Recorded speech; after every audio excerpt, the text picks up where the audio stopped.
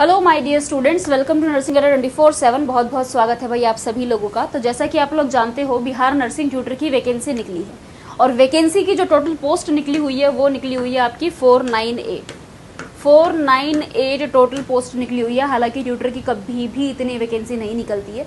अगर हमेशा निकलती भी है तो 15-20 पोस्ट ही निकलती है, उसमें भी कैटेगरीज डिवाइड हो जाती है तो 4-5 पोस्ट आती है। लेकिन ये आपके पास एक गोल्डन अपॉर्चुनिटी है, 498 पोस्ट निकली हुई है। क्या होता है नर्सिंग ट्यूटर? सबसे पहली बात भाई, अगर कुछ स्टूडेंट्स स्पेसिफिकली लड़कियां, उनका क्या होता है कि भाई नहीं, हम क्लिनिकल फील्ड नहीं कर सकते, हमारी शादी हो जाएगी, उसके बाद हम कैसे इवनिंग शिफ्ट करेंगे, नाइट शिफ्ट करेंगे।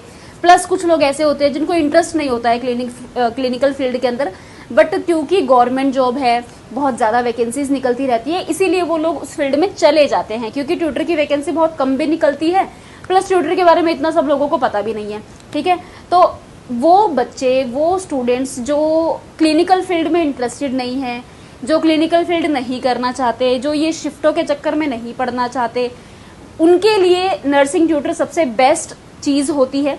क्योंकि इसमें होता क्या है कि आपको कॉलेज में पढ़ाना होता है। जैसे आपने कॉलेज में अपनी नर्सिंग करी है, वहाँ पे टीचर्स आपको पढ़ाते थे ऐसे। और अच्छी बात यह है कि भाई गवर्नमेंट वैकेंसी है, परमानेंट वैकेंसी है। ठीक है, तो भाई अगर आप लोग टीचिंग फील्ड में जाना चाहते हो और अगर आपको क्लिनिकल फील्ड में इंटरेस्ट नहीं है तो ये बेस्ट चीज़ है। प्लस इसका जो पे लेवल है वो स्टाफ नर्स से ज़्यादा है। स्टाफ नर्स में लेवल 7 होता है, इसमें लेवल 8 पे स्केल है। ठीक है, तो इस वीडियो में मैं आपसे सारी चीज़ें डिस्कस करने वाली हूँ अबाउट द सैलरी, कि इसकी सैलरी क्या रहने वाली है, मेजर आपकी ड्यूटीज़ क्या रहने वाली है। भाई एज अ नर्सिंग ट्यूटर, भाई आपको ये तो पता है कि एज अ नर्सिंग ऑफिसर आपकी ड्यूटी क्या होती है, but as a nursing tutor आपकी क्या क्या ड्यूटीज़ होती है वो सारा हम इसमें डिस्कस करने वाले हैं। प्रमोशंस कैसे होते हैं, ट्रांसफ़र कैसे होते हैं, ये सारी चीज़ें इस वीडियो में हम डिटेल में स्टडी करने वाले हैं। तो क्लास के एंड तक बने रहिएगा। तो अगर मैं सबसे पहले बात करूं भाई अबाउट द सैलरी, कि भाई सैलरी का क्या रहता है, तो जैसा कि आपको पता है बिहार स्टाफ नर्स में पोस्ट कौन सी निकली है, नर्सिंग ट्यूटर की पोस्ट निकली है। तो अगर हम बात करें लेवल पे स्केल, लेवल 8 पे स्केल रहने वाला है, जिसका जो बेसिक पे होता है वो 47,600 से 1,51,100 रुपीज़ होता है। उसके अलावा भाई देखो, बेनिफिट्स की अगर मैं बात करूं, जो आपको सारे गवर्नमेंट जॉब्स में मिलेगा वो यहाँ पर भी मिलेगा। बस आपका पे लेवल 8 है, बाकी सारे बेनिफिट्स आपको सारी गवर्नमेंट जॉब में मिलते हैं, नर्सिंग ऑफिसर में भी मिलते हैं। डेली अलाउंस हो जाता है आपका, ट्रैवल अलाउंस हो जाता है आपका, HRA हो जाता है, TA DA, उसके अलावा आपके पेंशन के बेनिफिट्स। ठीक है, सारे ही बेनिफिट्स आपको, मेडिकल के बेनिफिट्स, सभी बेनिफिट्स आपको एज अ टीज मिलने वाले हैं, जैसे कि आपको गवर्नमेंट जॉब में मिलते हैं। एज अ नर्सिंग ऑफिसर भी आपको ये सारे बेनिफिट्स मिलते हैं, इसमें भी आपको सारी गवर्नमेंट जॉब में ये बेनिफिट्स आपको मिलते ही हैं। बस इसका जो पे लेवल रहने वाला है वो लेवल 8 पे मैट्रिक्स रहने वाला है। तो ये भी एक बहुत ही अच्छी चीज़ है इस वैकेंसी को लेके कि भाई सैलरी पैकेज इसका अच्छा है, तो आप इसमें बिल्कुल इनरोल कर सकते हैं। देखो सबसे बड़ी बात एक ना, इसमें फिक्स टाइम होता है कि भाई 9 to 4 की जॉब है, अपना 9 to 4 की जॉब करी, हर संडे छुट्टी होती है, गेजेटेड हॉलीडेज़ की छुट्टी होती है। तो बहुत ही सही वैकेंसी है ये उन लोगों के लिए जो क्लिनिकल फील्ड में नहीं जाना चाहते। और दूसरी बात, इसमें आपका सिलेबस सारा BSc नर्सिंग का आने वाला है। हालांकि MSc को प्रेफरेंस दी हुई है, लेकिन BSc का ही सारा सिलेबस इसके अंदर आने वाला है जो आप ऑलरेडी पढ़ रहे हैं। तो इस तरह मतलब ये आपके लिए बहुत ही अच्छी अपॉर्चुनिटी है अगर आप टीचिंग फील्ड के अंदर जाना चाहते हैं। कॉलेज में जाओ, बच्चों को पढ़ाओ, इससे आप जो है अपना एजुकेशन के टच में भी रहते हो, आगे आप अपने फर्दर एजुकेशन कर सकते हो, बहुत सारी चीज़ें होती हैं। ठीक है, चलिए भाई आगे बात करते हैं फिर। If you are MSc qualified, अब अगर आपने देखा होगा जब आप फॉर्म फिलअप कर रहे होंगे तो उसमें ना एक लाइन लिखी हुई थी अबाउट 25 एक्स्ट्रा मार्क्स के बारे में, कि आप 25 मार्क्स एक्स्ट्रा ले सकते हैं। तो कैसे ले सकते हैं, है ना? तो भाई एक्स्ट्रा मार्क्स लेने का तरीका ये होता है कि अगर आप MSc क्वालिफाइड हैं और अगर आपके पास एक्सपीरियंस है आफ्टर MSc, तो जितना आपके पास एक्सपीरियंस रहेगा उस हिसाब से आपके मार्क्स जो है वो ऐड होते जाएंगे और मैक्सिमम मार्क्स जो है वो आपको 25 मार्क्स मिलते हैं सिलेक्शन पे। तो सिर्फ एक्सपीरियंस के बेसिस पर आपको 25 नंबर मिलेंगे। अगर आप MSc क्वालिफाइड हैं और MSc के बाद आपके पास एक्सपीरियंस है तो जितने भी साल का एक्सपीरियंस रहेगा उस हिसाब से मार्क्स मिलते हैं। मैक्सिमम 25 मार्क्स तक मिल सकते हैं। जितना भी आपके पास मैक्सिमम एक्सपीरियंस रहेगा उस हिसाब से आपको मैक्सिमम 25 एक्स्ट्रा मार्क्स मिलते हैं on the basis of experience. तो इससे अच्छी बात और क्या हो सकती है? If you are MSc qualified और साथ में आपके पास टीचिंग का एक्सपीरियंस है, वो एक्सपीरियंस भी INC रिकॉग्नाइज्ड इंस्टीट्यूट का होना चाहिए। ठीक है, तो ये तो बहुत ही अच्छी अपॉर्चुनिटी है यार, फ्री के नंबर मिल रहे हैं आपने इतने टाइम से। अगर मान लो प्राइवेट जॉब कर रहे हो तो उसके लिए तो बहुत ही फायदेमंद चीज़ है कि भाई आपने MSc कर रखी है और आपके पास टीचिंग का इतने सालों का एक्सपीरियंस है। अगर आपके पास है तो मैक्सिमम 25 मिलते हैं, जितना भी एक्सपीरियंस रहेगा 25 में से उतने मार्क्स आपको मिलते हैं। ठीक है, उसके बाद अगर मैं बात करती हूँ इस जॉब प्रोफाइल के बारे में, अब भाई अब जैसे कुछ बच्चे ऐसे होंगे जो हमेशा से क्लिनिकल में रहे हैं, उनको टीचिंग के बारे में इतना पता नहीं है, और आपको पता है इसमें BSc नर्सिंग भी एलिजिबल है, इसमें MSc तो खैर प्रेफरेबल है, उसके अलावा डिप्लोमा वाला भी इसमें एलिजिबल है, लेकिन डिप्लोमा वाले के लिए 2 साल का एक्सपीरियंस मांगा हुआ है ना। तो मतलब बेस्ट चीज़ क्या रहने वाली है इसके अंदर कि काम देखो, एक तो एक फिक्स टाइम होता है जॉब का कि भाई इतने बजे जाना है, इतने बजे आना है, कोई इवनिंग नाइट शिफ्ट का लफड़ा ही नहीं होता। दूसरी बात ये कि भाई ये एक टीचिंग की पोस्ट है, हॉस्पिटल स्टाफ नर्स से इस पोस्ट का कोई लेना देना नहीं है। आप नर्सिंग ट्रेनिंग स्कूल में काम करेंगे या कॉलेज में काम करेंगे, आपके जो ड्यूटीज़ रहने वाली है वो क्या क्या रहने वाली है, वही theoretical and practical teaching. Basically आपको थ्योरीज पढ़ानी है, साथ में बच्चों को प्रैक्टिकल डेमोन्स्ट्रेशन करके दिखाना होता है। जैसे आपने भी नर्सिंग करी है तो जिस वक्त आपने नर्सिंग करी होगी आपके टीचर्स ने आपको सिखाया होगा, सेम वही चीज़ें, जो भी थ्योरी आप कर रहे हो आपको प्रैक्टिकल में भी बच्चों को दिखाना होता है। ANM वालों को भी, GNM वालों को भी, BSc नर्सिंग को भी, सबको कराना होगा। लेसन प्लान्स बनाने होते हैं, डेमोन्स्ट्रेशन मतलब प्रैक्टिकल करके दिखाना होता है। क्लिनिकल इंस्ट्रक्टर का काम भी करते हैं, इवेल्युएशन भी करते हैं, एग्जाम इन्विजिलेशन भी करते हैं। बेसिकली एग्जाम की ड्यूटीज़ भी लगती है, पेपर्स भी चेक करने होते हैं, है ना।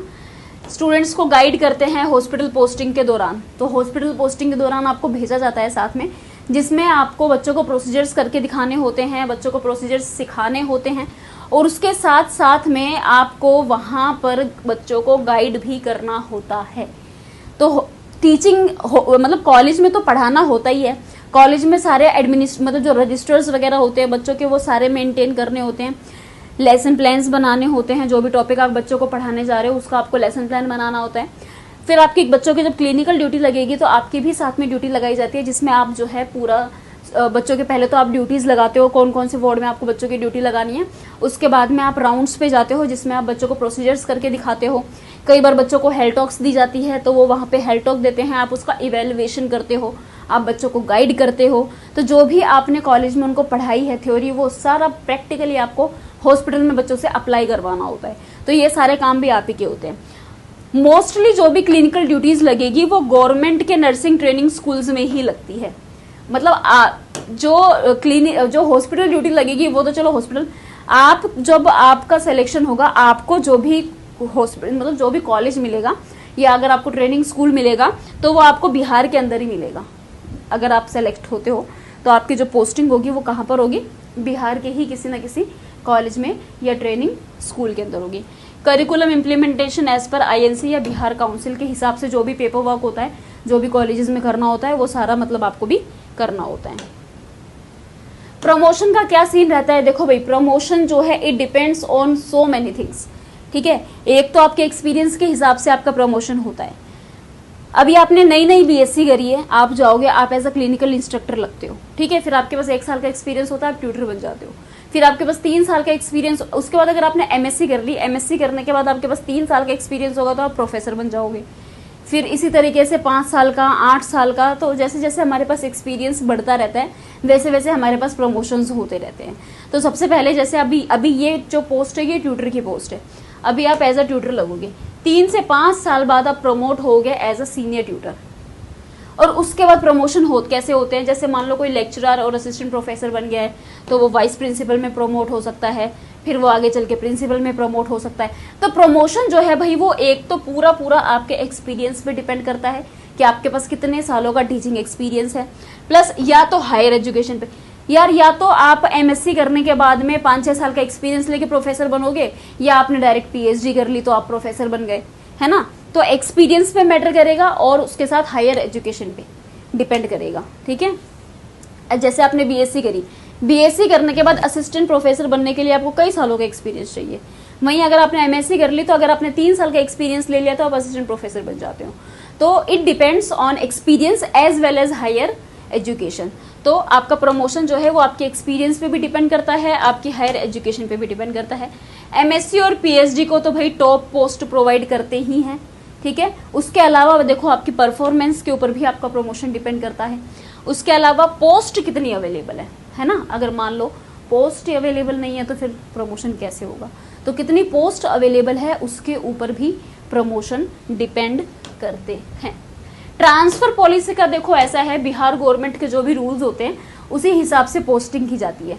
फर्स्ट पोस्टिंग जो है वो या तो रूरल या फिर सेमी अर्बन एरियाज के अंदर की जाती है। ट्रांसफर हमेशा 3 साल बाद किया जाता है।